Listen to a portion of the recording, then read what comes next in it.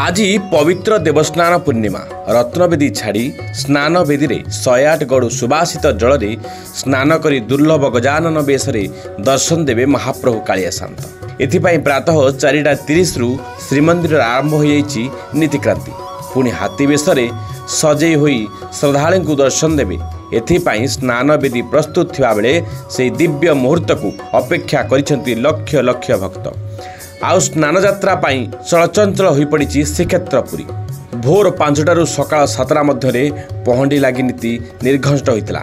प्रथमे श्री सुदर्शन परे बड़ ठाकुर बलभद्र तापरे देवी भद्रा सुभद्रा और शेष स्नान वेदी को आसिबे जगतर नाथ जगन्नाथ। प्रतिदिन बिंब दर्पण स्नान करुवा दारु विग्रह माने स्नान वेदी रे करिवे प्रत्यक्ष स्नान। सुना गोसाई परिवार सदस्य माने सुना कूअरु 108 गड़ु जलवाणी जलगृह रखिबे। चुआ चंदन कर्पूर आदि पकाई जाई जल को अधिवास कराजिबो। अधिवास गृहरु गराबुड़ सेवक माने 108 गड़ु जल नहीं 4टी पंक्ति रे स्नान वेदी रे रखिबे। मध्याह्न 12:20 रु स्नान विधि आरंभ कराजिबो। जल विजे और पूजा परे चतुर्धा विग्रह स्नान नीति संपन्न हेब।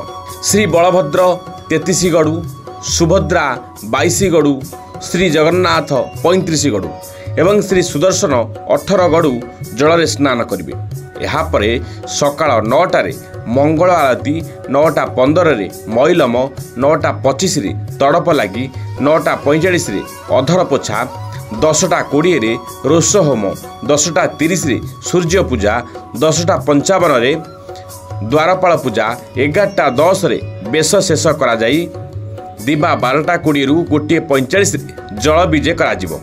2:50 मैलम मेकअप सर्वांग नुआ लुगा लगी हुई 3:30 हेब छेरा पहरा। 4:30 हाथी बेश अनुष्ठित हेब।